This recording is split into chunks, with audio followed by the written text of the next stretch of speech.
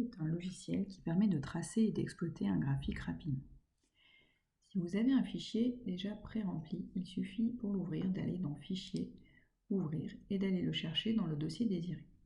Si vous avez des valeurs à rentrer dans le logiciel, il faut alors aller dans Fichier, Nouveau, Clavier, indiquer les grandeurs que vous voulez rentrer par la suite. Donc moi par exemple, je vais rentrer le temps dont l'unité est seconde et la vitesse dont l'unité est mètre par seconde. Il est inutile de remplir les cases signification minimum et maximum. Cliquez alors sur OK. Apparaît alors deux colonnes où vous allez pouvoir rentrer vos valeurs. Donc moi je vais rentrer mes valeurs de temps et de vitesse. Donc je vais seulement en rentrer quelques-unes.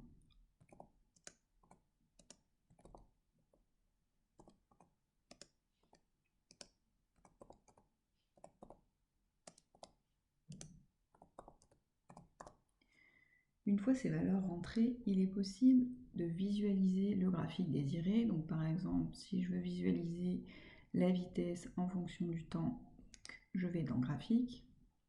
Donc ici s'affiche directement le graphique que je voulais. Donc la vitesse en fonction du temps, donc j'ai bien ma vitesse en ordonnée et mon temps en abscisse.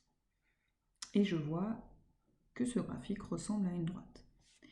Il est possible d'obtenir l'équation de cette droite à l'aide de l'outil modélisation tout à gauche. Je clique alors dans modélisation et je vais chercher le modèle adapté au graphique tracé.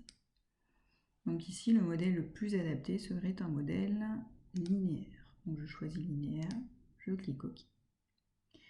Pour que le modèle s'ajuste à mes points, il faut toujours cliquer sur ajuster afin de ne jamais avoir cette case avec l'écriture en rouge. Le modèle est ajusté et je peux voir à gauche l'équation de ce modèle qui est V égale AT. Donc c'est bien un modèle linéaire. En mathématiques, on a Y égale AX. Y ici est V pour mon ordonnée et X, donc pour mon abscisse ici, c'est le temps. Avec A, donc le coefficient directeur que Regressi calcule directement. Donc A vaut 9,82 et on peut même ici l'avoir avec plus de précision à son incertitude ainsi que son unité. Si maintenant je désire rentrer une grandeur supplémentaire dans Regressi, donc pour cela je vais dans Grandeur et je veux donc créer une grandeur supplémentaire, donc je vais dans Ajouter.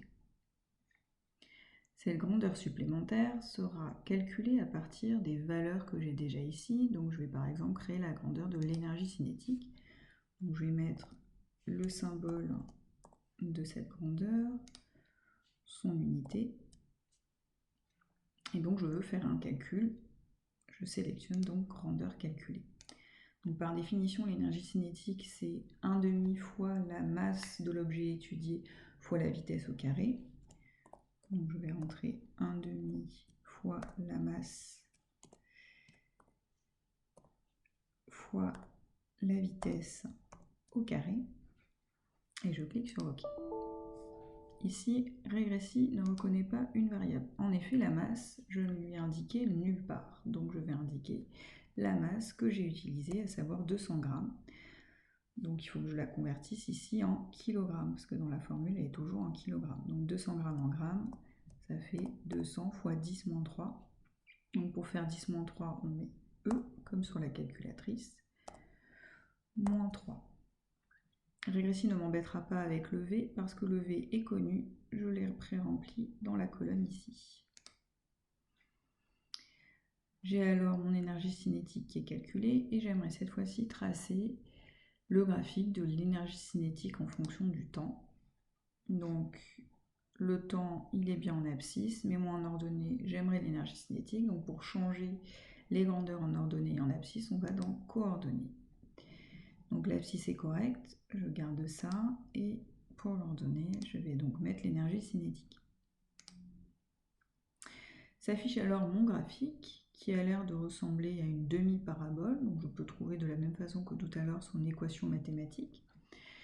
Donc pour cela, je vais dans l'outil modélisation, je choisis modèle, et cette fois-ci, ça ressemble plutôt à une parabole, donc je vais choisir ce modèle-là. j'évite cette écriture en rouge. Donc pour cela, j'ajuste mon modèle et j'obtiens bien mon équation mathématique avec les valeurs de chaque coefficient. Voilà, vous savez désormais tracer et exploiter un graphique grâce à Régressif.